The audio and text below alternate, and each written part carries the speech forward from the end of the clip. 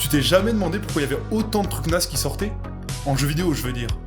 Tous ces gros projets là, Dragon Age, Assassin's Creed, c'est vraiment pas terrible quoi. C'est fade, sans saveur. Ça peut pas être une coïncidence que tout soit fade comme ça. Comment ça se fait que quand ils bossent, ils oublient toutes les idées bonnes au départ pour pondre un truc moyen? Oui, tu l'as lu dans le titre, c'est de ça dont on va parler, c'est le sujet de la vidéo. Me dites pas que c'est ça la map. Comment on peut dire que c'est pas un scandale? Tu as les toits et les égouts. C'est énorme. Non, en vrai c'est honteux. Franchement, n'oubliez jamais que c'est honteux. Le jeu vidéo est un support, comme il en existe plein, pour dire un truc et le faire comprendre à des gens. C'est comme si, au lieu d'expliquer les trucs comme je le fais là, je faisais un jeu vidéo qui raconte la même chose, mais de manière différente en fait. Et là, moi je parle parce que je sais pas faire de jeu, je fais un peu de sociaux. Putain, mais ça m'a servi à quoi?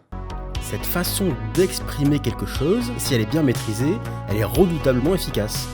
Parce que convaincre avec des mots, c'est au final se limiter à un seul biais pour s'exprimer. Je vais vous donner un argument, des éléments et une rhétorique qui s'ajoutent à votre somme de connaissances, à votre façon de percevoir les choses. Bon, et si ce que je raconte est parfaitement incompatible avec vos expériences personnelles, alors ça a peu d'effet. Pire, en fonction de votre vécu, ce que vous comprenez de mon discours peut être très différent de ce que j'ai cherché à exprimer. Par exemple, si je te parle en vocabulaire marxiste alors que t'es un petit mec de droite comme il y en a plein sur internet, tu vas te braquer. Tu vas me dire oui, sale gauchiste, nanani, nanana. Alors que bon, si je te dis juste qu'il y en a marre que les riches deviennent plus riches pendant que les pauvres deviennent plus pauvres et qu'on galère, tu vas peut-être tomber d'accord avec moi. Voilà, la façon de porter un message, le récit qu'on construit autour, ça joue sur les chances qu'a le message de toucher. Donc logiquement, si je construis une expérience avec des images, du son, de la musique, et dans laquelle la personne à qui je cherche à parler incarne le protagoniste et vit donc littéralement les choses, je devrais obtenir le support ultime pour porter mon idée, mon message. Et malgré ça, les jeux sont quand même fades. Dinguerie, non? Par contre, Valentin, t'étais censé m'expliquer pourquoi c'est fade, et là, y a toujours rien, quoi. Oui, alors, pourquoi tout est nul? Vous vous en doutez sûrement, mais ce jeu-là a un ensemble de facteurs économiques et de logique de production. Pas de panique, on va un peu décortiquer tout ça. C'est très simple en fait. Enfin, simple à comprendre, mais compliqué à résoudre.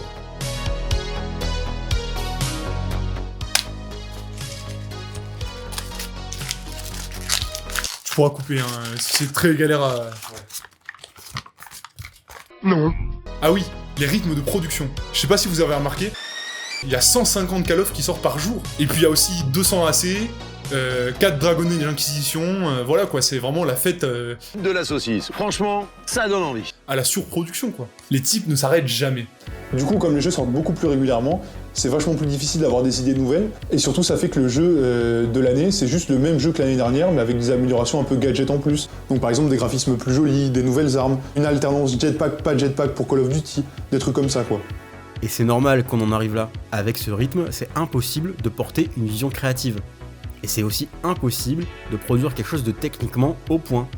En si peu de temps, c'est compliqué de renouveler une licence, d'emmener de la créativité. On surcharge les équipes, et on surcharge aussi les joueurs, et donc les ventes se cassent la gueule. Cette idée d'occupation de l'espace, elle ne fonctionne pas au long terme. Et il n'y a pas d'objectif créatif derrière, c'est juste occuper l'espace pour faire parler de soi et essayer de vendre. Et c'est un peu ce qui s'est passé avec la licence Star Wars. Ils ont sorti plein de films, plein de produits dérivés, plein de jeux, il y en a plein qui étaient pas terribles, et du coup les gens se sont lassés, et on a complètement perdu l'effet de rareté qu'il y avait un peu avant quoi. Et la conséquence de la perte de cet effet de rareté, c'est qu'on désintéresse au long terme les gens de la licence. En fait les gens ils voient bien que c'est que du business, qu'il n'y a plus de propositions créatives derrière le jeu. Et donc déjà ça les intéresse plus, mais en plus ils veulent plus pardonner les erreurs techniques, le fait que le jeu soit pas fini, pas très bien agréable à jouer. Et le bon contre-exemple de ça, c'est Cyberpunk. Parce que oui, Cyberpunk, le jeu est sorti complètement buggé, mais une fois que le jeu a été patché, les gens sont revenus dessus parce qu'ils ont compris qu'il y avait une vraie proposition artistique, quelque chose d'un peu intéressant au niveau du gameplay, de la technique, des idées de jeu quoi. Bon, les rythmes de production, c'est une chose. Mais il n'y a pas que ça. Les projets menés sont aussi de plus en plus gros. Et du coup, comme on fait des gros jeux vidéo, ça dit forcément des grosses équipes. Et ces équipes, elles sont souvent aux quatre coins du monde, alors pas par charité, pas par volonté de mélanger les cultures, tout ça, c'est juste pour une question d'impôt, bien sûr. La conséquence de ça, c'est que les produits finis, ils n'ont pas de vision claire. En fait, chacun a bossé son petit truc dans son coin. Un bon exemple de ça, c'est le jeu Skulls and Bones, un jeu développé par Ubisoft, sorti l'année dernière, qui a coûté 700 millions à développer et a connu un enfer de création de plus de 10 ans. Bon, il suffit de regarder un gameplay 5 minutes pour voir tous les problèmes, ça saute aux yeux. Bon, déjà le gameplay est pas très agréable, visuellement c'est pas très beau, on sait que ça a coûté 700 millions, ça fait un peu mal au cul. Les animations de visage ont 20 ans de retard, et les quêtes, c'est des quêtes FedEx quoi, on se croirait dans un vieux MMO, enfin, c'est juste gênant quoi. Bon, l'idée est pas forcément d'annoncer tous les problèmes, mais bon, sinon on voit aussi que l'interface est pas claire. Le mode multijoueur qui était récemment en bêta, il est très mal pensé, les cartes sont pas adaptées au fait qu'on est sur des combats de bateaux, donc on passe le temps à se prendre des murs. Enfin, rien ne va dans ce jeu, rien n'est à garder, évidemment personne n'y joue, personne ne l'a acheté, c'est un bid monumental, 700 millions d'euros en perte sèche. Pas mal Ubisoft, pas mal. Bon, et en plus, il y a la conséquence du fait que ça a été développé par des gens aux quatre coins du monde, c'est-à-dire qu'on a juste un amoncellement de collectibles, et ça c'est tout ce que propose le jeu en termes de quêtes, en termes d'histoire, en termes de missions, et donc c'est complètement inintéressant. Et c'est pour ça qu'on se tape plein de collectibles dans Assassin's Creed. Parce que ça témoigne pas spécialement d'une vision, c'est facile à implémenter, on n'a pas besoin de se concerter avec toutes les autres équipes, et du coup c'est un peu un truc facile à faire dans les jeux vidéo pour remplir ton jeu quoi. Les jeux sont pas très beaux, parce qu'il n'y a pas de direction artistique, parce que comme il y a plein d'équipes qui travaillent ensemble, et que c'est compliqué de se mettre d'accord sur un truc, qu'il n'y a pas forcément cette volonté-là de mettre quelque chose en avant, c'est compliqué d'avoir une vision finale avec un mélange visuellement intéressant quoi. Et ouais, compliqué d'avoir un projet maîtrisé quand les équipes ne bossent pas ensemble et ne parlent littéralement pas la même langue. Donc encore plus difficile d'avoir une vision claire, un message lisible. On a juste l'addition de trucs, faits à droite à gauche, et pensés pour être fade. Parce que sinon, si chaque idée développée à droite à gauche a une identité forte, alors on crée un truc complètement incohérent, avec des choses qui sont contradictoires les unes avec les autres. Sauf que additionner des features pas intéressantes, c'est bordélique. Et en plus c'est à chier, on s'en tape des fragments d'ADN, ça n'intéresse personne. Et le problème, c'est même pas le principe d'aller chercher des trucs sur la map, ça peut être intéressant.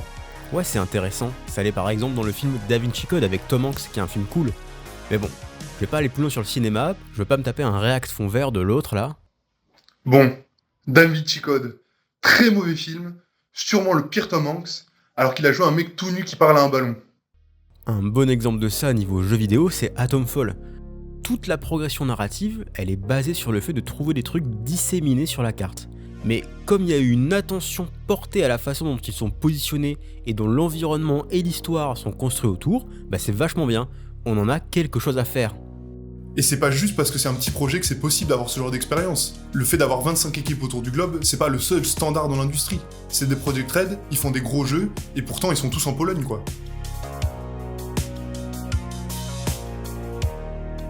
Alors évidemment, il n'y a pas que la taille des équipes qui crée des expériences comme ça. Il y a aussi le fait qu'ils se sentent obligés de rendre l'expérience fun à tout prix. Et ouais, les éditeurs, ils veulent proposer une expérience agréable, consommable facilement. Alors que frustrer, faire échouer, bloquer, c'est des outils essentiels dans une narration. Si on gagne à la fin après avoir gagné tout le long, au final on s'en fout. On retire tout en jeu. Par contre, si on me fait perdre, qu'on m'enlève des trucs, qu'on met des bâtons dans les roues, je suis vachement plus engagé si j'arrive à gagner à la fin. Ça procure un vrai sentiment de mérite. Je veux pas dire que les jeux soient forcément difficiles, c'est pas soit Pokémon soit Dark Souls. Mais il faut un jeu qui oblige un peu le joueur à s'investir dans son gameplay, dans les choix qu'il fait. Si dans Skyrim, je peux juste compléter tous les arbres de compétences sur la même run, exploser la map partout où je passe, ça n'a pas d'intérêt. C'est plus sympa si le jeu il m'oblige à penser à un build précis, genre discrétion ou magie, pour pouvoir réussir les quêtes. Par exemple, Clair Obscur et Pokémon, techniquement, c'est le même type de jeu. C'est des jeux où on compose son équipe, des combats au tour par tour avec des attaques à choisir sur ses personnages. Bon, évidemment, le rendu est radicalement différent, mais ce qui fait la différence fondamentale au niveau du gameplay, c'est que d'un côté, je suis obligé de penser une équipe et un set de compétences pour réussir à avancer, et de l'autre, je peux juste monter mon starter et le spammer de rappels en boucle jusqu'à la fin du jeu. Et rien ne m'empêche de faire ça, ça marchera en fait. La conséquence de cette obligation d'être fun, c'est que le joueur ne se sent pas vraiment acteur de ses actions puisqu'il ne peut pas perdre. C'est un peu comme s'il faisait défiler manuellement les images d'un film sur VLC. En enlevant toute importance aux actions du joueur, on l'empêche de ressentir des trucs. En plus de l'obligation d'être fun, il y a cette obligation d'être consensuel. Et ça, autant dans le message que dans la façon de le dire. Ça fait 25 ans qu'on fait des scripts et des cinématiques. Half-Life 1, sorti en 98, aura la même narration que Black Ops 7, le jeu est même pas sorti et on sait déjà que ça sera des scripts et des cinématiques. Et peut-être même en moins bien, parce que dans Half-Life, au moins, on peut bouger la caméra. Moi, j'ai rien contre les cinématiques, mais faudrait se rappeler que le jeu c'est pas juste un film interactif. Coucou Quantic Dream. Et du coup, on pourrait essayer de raconter quelque chose avec le gameplay. Et c'est possible. On a parlé du sentiment de progression qui peut déjà raconter à lui seul quelque chose dans des jeux, comme c'est le cas par exemple dans Dark Souls, mais aussi des mécaniques de gameplay qui en s'ajoutant ou en disparaissant, peuvent venir dire quelque chose, comme quand des personnages vont et viennent dans notre groupe, comme dans les licences Final Fantasy ou Dragon Quest. Ça c'est que au niveau de la forme, mais sur la question du fond, c'est pas beaucoup mieux. Il y a de moins en moins de jeux qui essaient de nous dire des trucs, qui cherchent à apporter une idée, un message, quelque chose quoi. Alors qu'en fait, ce qui rend une œuvre belle et intéressante, c'est cette sensation qu'elle essaie de nous parler à travers elle. Metal Gear. Alors, oui, le message du jeu prend pas forcément de risque. War is bad. C'est sûr, visuellement ça a vieilli, mais c'est toujours prenant à faire parce que la narration est super cool, il y a un cast atypique, des enjeux importants, des vrais moments de drame, des moments d'amour, d'humour, bref c'est une histoire cool, racontée de manière cool, avec des vrais enjeux. Il y a comme un jeu dans le jeu lorsque tu captes qu'on essaie subtilement de te dire un truc et que tu arrives finalement à le comprendre. C'est super satisfaisant et ça renforce le propos en lui-même. C'est quand même dommage que ce soit super rare. Et en plus, les rares fois où les types essaient de nous raconter des trucs, c'est rarement pour dire autre chose que des banalités. Je sais pas s'ils ont peur de fâcher ou s'ils ont juste rien à dire, dans les deux cas c'est un peu triste. Tout ce qu'on vient de dire là, ça découle entièrement de la façon dont l'industrie organise la création des jeux. C'est comme ça qu'on se retrouve avec des expériences fades. Et comme on n'a que ça à jouer, à la fois on s'y habitue et on abaisse notre niveau d'attente, et en plus on participe à convaincre l'industrie que oui, c'est exactement ça qu'on veut, puisque de toute façon on les achète vu qu'il n'y a que ça comme proposition. Et donc l'industrie elle se dit tout va bien, super, on continue, et ils continuent de produire les mêmes trucs fades et insipides qui sortent depuis maintenant des années. Et ça va de pire en pire. Bon, et comment on s'en sort de tout ça? Ça va être compliqué de faire tomber l'industrie comme ça là, c'est pas évident quoi. D'ailleurs, j'ai même essayé d'aller attaquer les locaux d'Ubisoft, mais bon, la porte était fermée donc bon, je me suis arrêté là quoi. Sinon, on peut continuer à jouer à de plus en plus de petites productions grâce au développement des stores en ligne. Dommage pour le marché de l'occasion, mais bon, on peut pas tout avoir.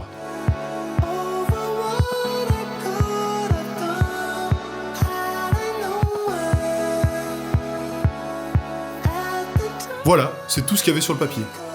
Par contre, t'as oublié de parler de wokisme là.